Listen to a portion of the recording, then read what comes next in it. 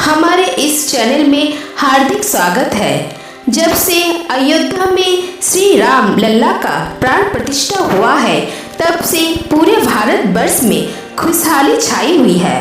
और आज बहुत ही शुभ दिन है, क्योंकि आज सठतीला एकादशी है। आज सठतीला एकादशी पर जो भी व्यक्ति श्री राम जी का ये मंत्र सुनता है, उसकी सभी मनोकामना स्वयं राम जी पूरा करेंगे। आप सभी जानते हैं कि राम से बड़ा राम का नाम माना जाता है। यदि आप अपने जीवन में राम का नाम जप करते हैं, तो आपका संपूर्ण जीवन ही हमेशा के लिए परिवर्तित हो जाता है। राम के नाम में इतनी शक्ति है कि कोई भी व्यक्ति दुखी है तो राम का नाम जप करते ही उसका संपूर्ण जीवन सुख में परिवर्तित हो जाता है। भगवान श्री राम बहुत दयालु हैं, जो सभी की मनोकामना को पूरा कर देते हैं। आज हम आपको श्री राम जी का एक ऐसा दिव्य और चमत्कारी मंत्र सुनाने वाले हैं, जिससे आपकी सभी कार्य बनने शुरू हो जाएंगे और श्री राम जी आपकी सभी मनोकामना पूरा कर देंगे। और श्री राम के साथ साथ हनुमान जी भी प्रसन्न हो जाएंगे, क्योंकि राम के नाम से ही हनुमान जी सदैव प्रसन्न रहते हैं। लेकिन कोई भी मंत्र तभी पूरी तरह से कार्य करता है जब उसे संपूर्ण 108 बार जाप या श्रवण किया जाए। यदि आप जाप करने में असमर्थ हैं, तो अपने मोबाइल पर इसे चालू रखकर संपूर्ण 108 बार जरूर श्रवण करें, तो ही आपको विशेष फल प्राप्त होंगे। हम आशा करते हैं कि आपको शीघ्र ही लाभ प्राप्त होगा। तो प्रिय भक्तों, यदि मेरा ये वीडियो आपको पसंद आए तो एक लाइक जरूर कीजिएगा और हमारे चैनल को सब्सक्राइब करके कमेंट में जय श्री राम लिखकर अपनी उपस्थिति जरूर दिखाइएगा। तो चलिए मंत्र श्रवण कर लेते हैं। तो मंत्र है, एहि श्री राम ऐसा मंत्र सर्वेषां मनोकामनां सिद्ध्यर्थया। एहि श्री राम ऐसा मंत्र सर्वेषां मनोकामनां सिद्ध्यर्थया। एहि श्री राम ऐसा मंत्र सर्वेषां मनोकामनां सिद्ध्यर्थया। एहि श्री राम ऐसा मंत्र सर्वेषां मनोकामनां सिद्ध्यर्थया। एहि श्री राम ऐसा मंत्र सर्वेषां मनोकामनां सिद्ध्यर्थया।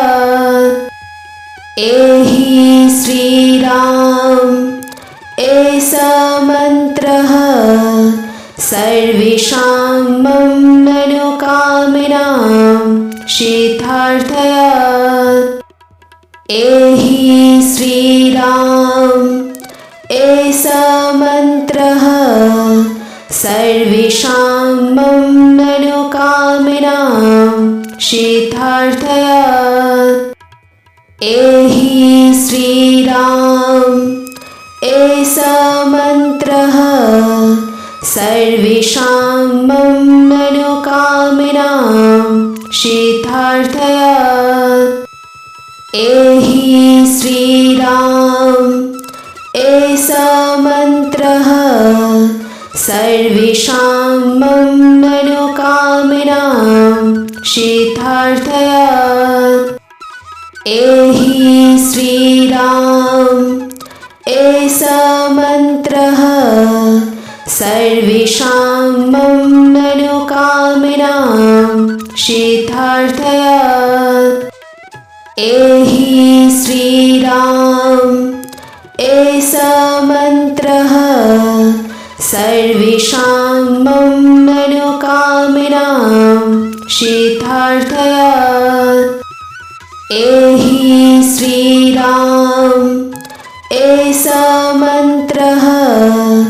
सर्वेषां मनोकामनां सिद्ध्यर्थाय। एहि श्री राम ऐसा मंत्रः सर्वेषां मनोकामनां सिद्ध्यर्थाय।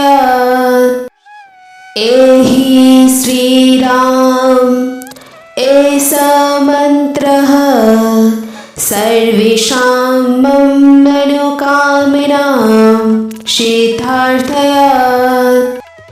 एहि श्री राम ऐसा मंत्रः सर्वेषां मनोकामनां सिद्ध्यर्थाय। एहि श्री राम ऐसा मंत्रः सर्वेषां मनोकामनां सिद्ध्यर्थाय। एहि श्री राम ऐसा मंत्रः सर्वेषां मनोकामनां सिद्ध्यर्थाय। एहि श्री राम ऐसा मंत्रः सर्वेषां मनोकामनां सिद्ध्यर्थाय। एहि श्री राम ऐसा मंत्रः सर्वेषां मनोकामनां सिद्ध्यर्थाय। एहि श्री राम ऐसा मंत्रः सर्वेषां मनोकामनां सिद्ध्यर्थाय। एहि श्री राम ऐसा मंत्रः सर्वेषां मनोकामनां सिद्ध्यर्थाय।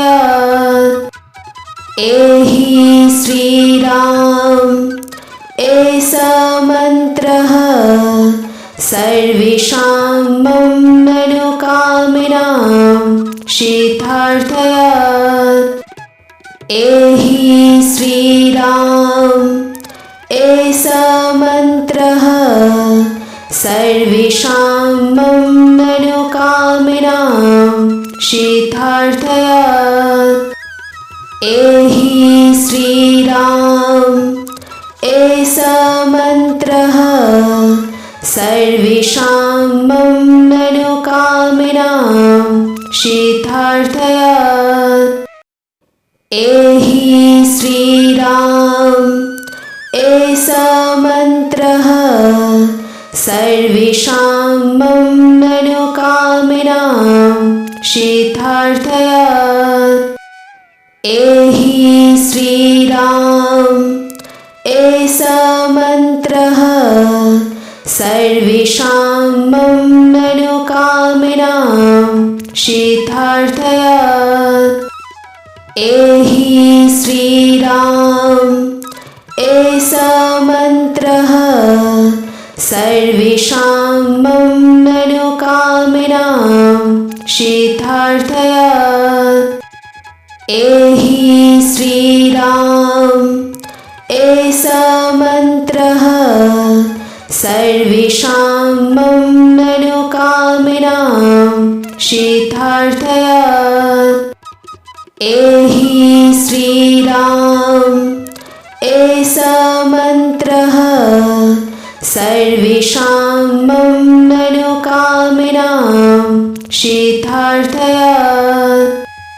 एहि श्री राम ऐसा मंत्रः सर्वेषां मनोकामनां सिद्ध्यर्थाय।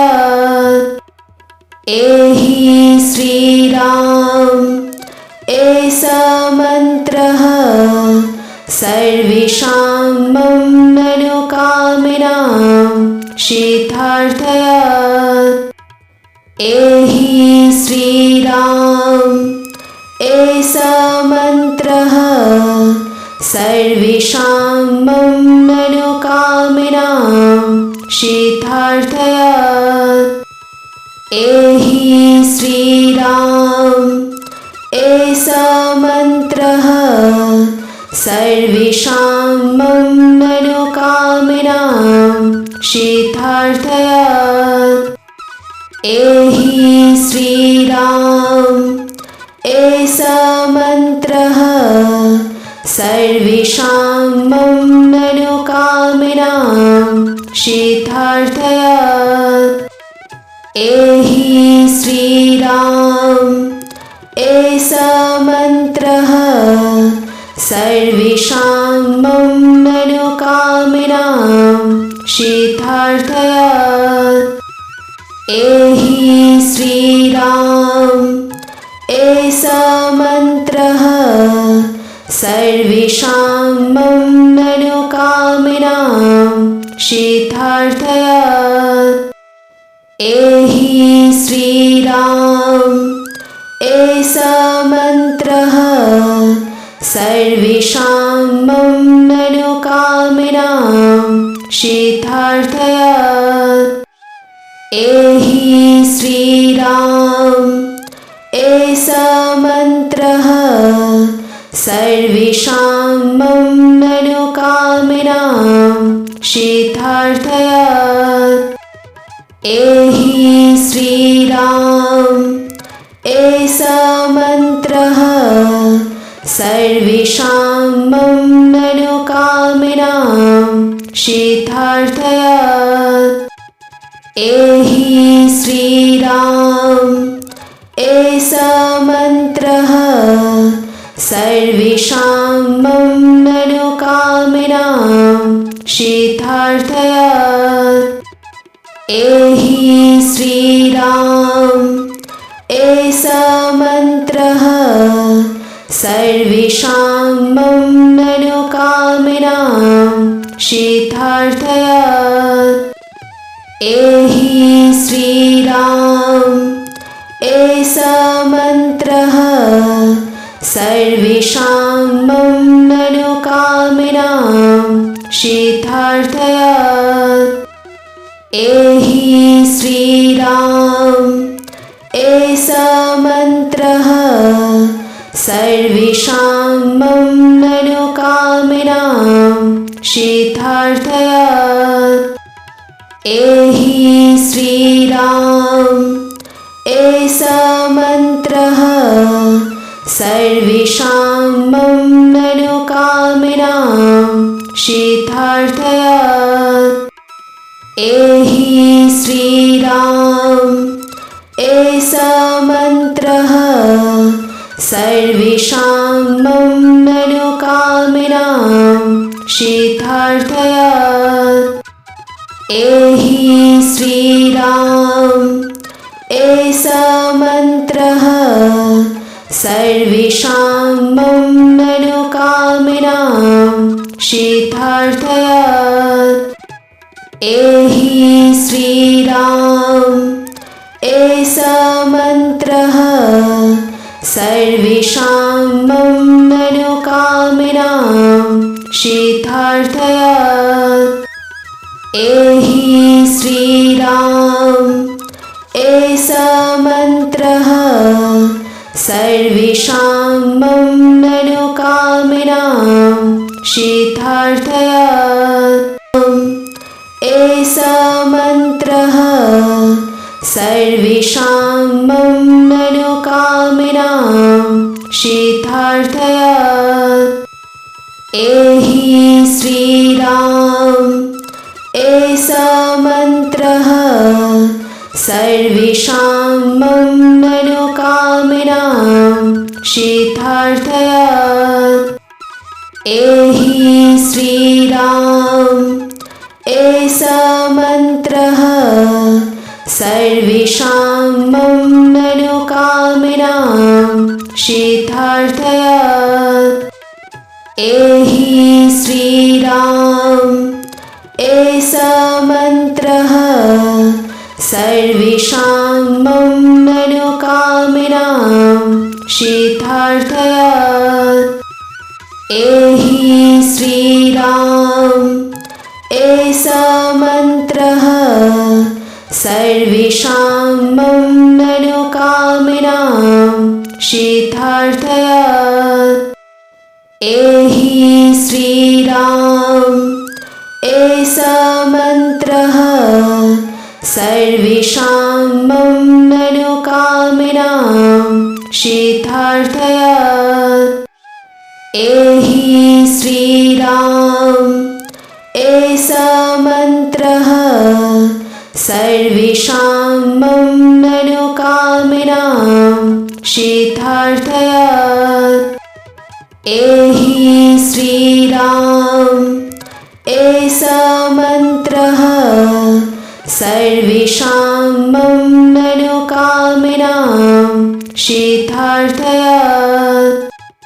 एहि श्री राम ऐसा मंत्रः सर्वेषां मनोकामनां सिद्ध्यर्थाय। एहि श्री राम ऐसा मंत्रः सर्वेषां मनोकामनां सिद्ध्यर्थाय। एहि श्री राम ऐसा मंत्रः सर्वेषां मनोकामनां सिद्ध्यर्थाय। एहि श्री राम ऐसा मंत्रः सर्वेषां मनोकामनां सिद्ध्यर्थाय। एहि श्री राम ऐसा मंत्रः सर्वेषां मनोकामनां सिद्ध्यर्थाय। एहि श्री राम ऐसा मंत्रः सर्वेषां मनोकामनां सिद्ध्यर्थाय। एहि श्री राम ऐसा मंत्रः सर्वेषां मनोकामनां सिद्ध्यर्थाय। एहि श्री राम ऐसा मंत्रः सर्वेषां मनोकामनां सिद्ध्यर्थाय। एहि श्री राम ऐसा मंत्रः सर्वेषां मनोकामनां सिद्ध्यर्थाय। एहि श्री राम ऐसा मंत्रः सर्वेषां मनोकामनां सिद्ध्यर्थाय। एहि श्री राम ऐसा मंत्रः सर्वेषां मनोकामनां सिद्ध्यर्थाय। एहि श्री राम ऐसा मंत्रः सर्वेषां मनोकामनां सिद्ध्यर्थाय। एहि श्री राम ऐसा मंत्रः सर्वेषां मनोकामनां सिद्ध्यर्थाय। एहि श्री राम ऐसा मंत्रः सर्वेषां मनोकामनां सिद्ध्यर्थाय। एहि श्री राम ऐसा मंत्रः सर्वेषां मनोकामनां सिद्ध्यर्थाय। एहि श्री राम ऐसा मंत्रः सर्वेषां मनोकामनां सिद्ध्यर्थाय। एहि श्री राम ऐसा मंत्रः सर्वेषां मनोकामनां शीतार्थयात्।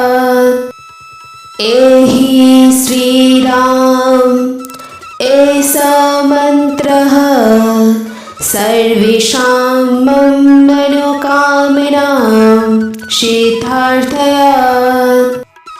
एहि श्रीराम एषा मन्त्रः सर्वेषां मनोकामनां शीतार्थयात्। एहि श्रीराम एषा मन्त्रः सर्वेषां मनोकामनां शीतार्थयात्। एहि श्रीराम एषा मन्त्रः सर्वेषां मनोकामनां शीतार्थयात्। एहि श्रीराम एषा मन्त्रः सर्वेषां मनोकामनां शीतार्थयात्। एहि श्रीराम एषा मन्त्रः सर्वेषां मनोकामनां शीतार्थयात्। एहि श्रीराम एषा मन्त्रः सर्वेषां मनोकामनां शीतार्थयात्। एहि श्रीराम एषा मन्त्रः सर्वेषां मनोकामनां शीतार्थयात्। एहि श्रीराम एषा मन्त्रः सर्वेषां मनोकामनां शीतार्थयात्। एहि श्रीराम एषा मन्त्रः सर्वेषां मनोकामनां शीतार्थयात्। एहि श्रीराम एषा मन्त्रः सर्वेषां मनोकामनां शीतार्थयात्। एहि श्रीराम एषा मन्त्रः सर्वेषां मनोकामनां शीतार्थयात्। एहि श्रीराम एषा मन्त्रः सर्वेषां मनोकामनां शीतार्थयात्। एहि श्रीराम एषा मन्त्रः सर्वेषां मनोकामनां शीतार्थयात्। एहि श्रीराम एषा मन्त्रः सर्वेषां मनोकामनां शीतार्थयात्। एहि श्रीराम एषा मन्त्रः सर्वेषां मनोकामनां शीतार्थयात्।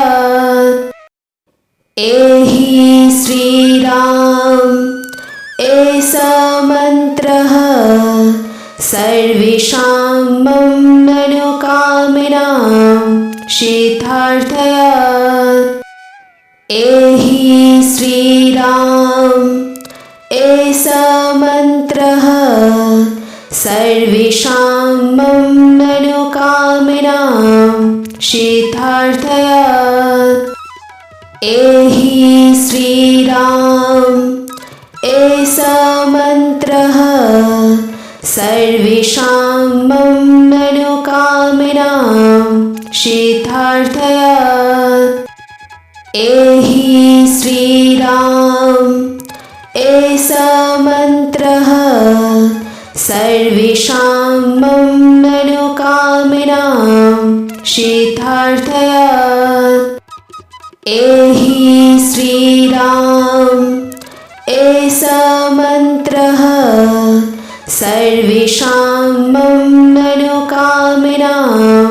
सिद्ध्यर्थात्। एहि श्रीराम एषा मन्त्रः सर्वेषां मनोकामनां सिद्ध्यर्थात्। एहि श्रीराम एषा मन्त्रः सर्वेषां मनोकामनां सिद्ध्यर्थात्। एहि श्रीराम एषा मन्त्रः सर्वेषां मनोकामनां सिद्ध्यर्थात्। एहि श्रीराम एषा मन्त्रः सर्वेषां मनोकामनां सिद्ध्यर्थात्। एहि श्रीराम एषा मन्त्रः सर्वेषां मनोकामनां सिद्ध्यर्थात्। एहि श्रीराम एषा मन्त्रः सर्वेषां मनोकामनां सिद्ध्यर्थात्। एहि श्रीराम एषा मन्त्रः सर्वेषां मनोकामनां सिद्ध्यर्थात्। एहि श्रीराम एषा मन्त्रः सर्वेषां मनोकामनां सिद्ध्यर्थात्। एहि श्रीराम एषा मन्त्रः सर्वेषां मनोकामनां सिद्ध्यर्थात्। एहि श्रीराम एषा मन्त्रः सर्वेषां मनोकामनां सिद्ध्यर्थात्।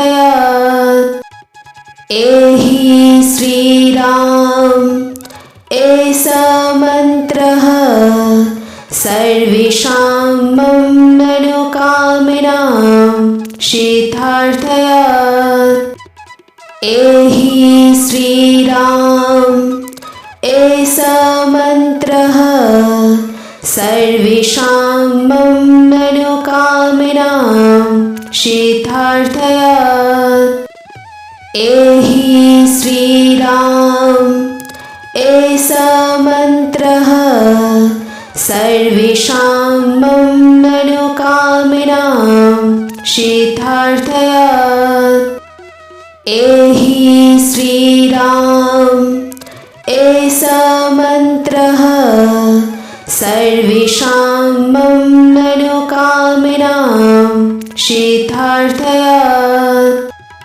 एहि श्रीराम एषा मन्त्रः सर्वेषां मनोकामनां सिद्ध्यर्थात्। एहि श्रीराम एषा मन्त्रः सर्वेषां मनोकामनां सिद्ध्यर्थात्।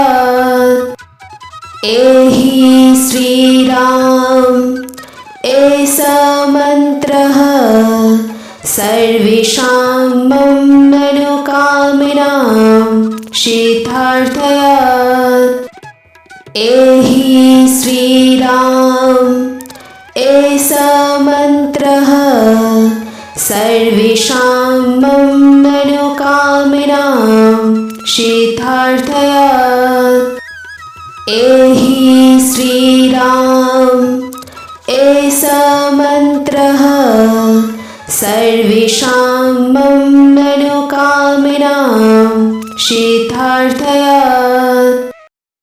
एहि श्रीराम एषा मन्त्रः सर्वेषां मनोकामनां सिद्ध्यर्थात्। एहि श्रीराम ऐसा मन्त्रः सर्वेषां मनोकामनां सिद्ध्यर्थात्। एहि श्रीराम ऐसा मन्त्रः सर्वेषां मनोकामनां सिद्ध्यर्थात्।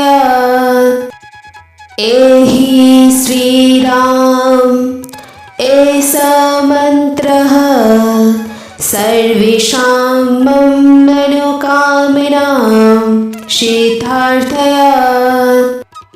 एहि श्रीराम ऐसा मन्त्रः सर्वेषां मनोकामनां सिद्ध्यर्थात्।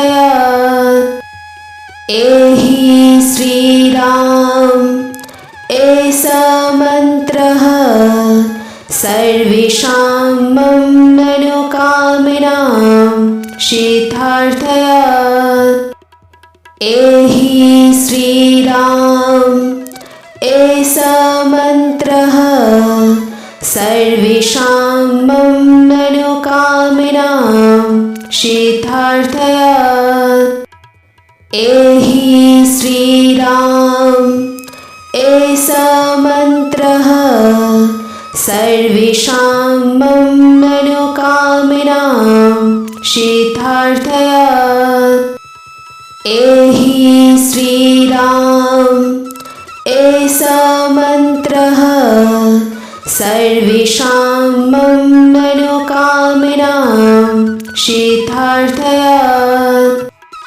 एहि श्रीराम ऐसा मन्त्रः सर्वेषां मनोकामनां सिद्ध्यर्थात्।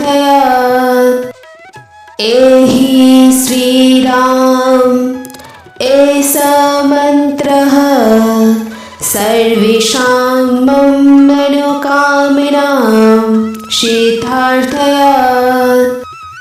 एहि श्रीराम ऐसा मन्त्रः सर्वेषां मनोकामनां सिद्ध्यर्थात्।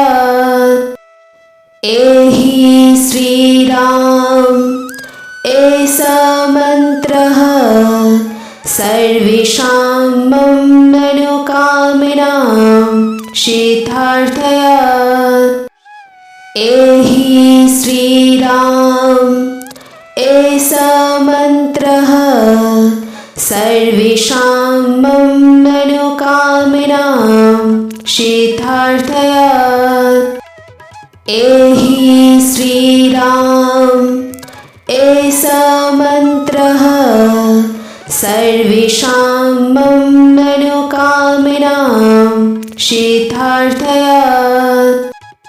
एहि श्रीराम ऐसा मन्त्रः सर्वेषां मनोकामनां सिद्ध्यर्थात्।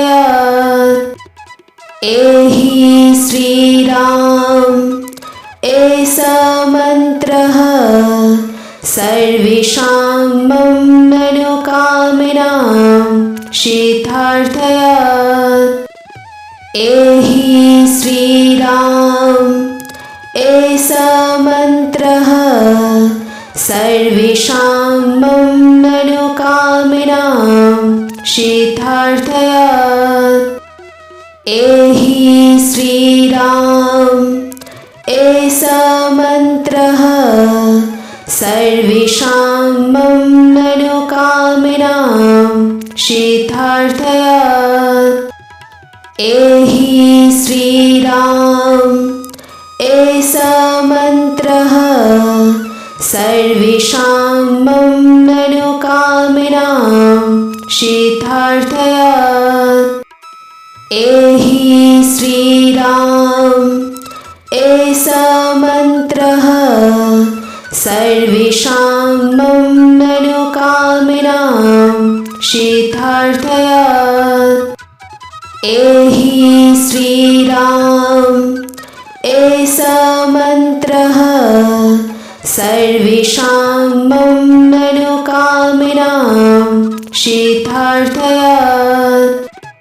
एहि श्रीराम एषा मन्त्रः सर्वेषां मनोकामनां सिद्धार्थयात्। एहि श्रीराम एषा मन्त्रः सर्वेषां मनोकामनां सिद्धार्थयात्।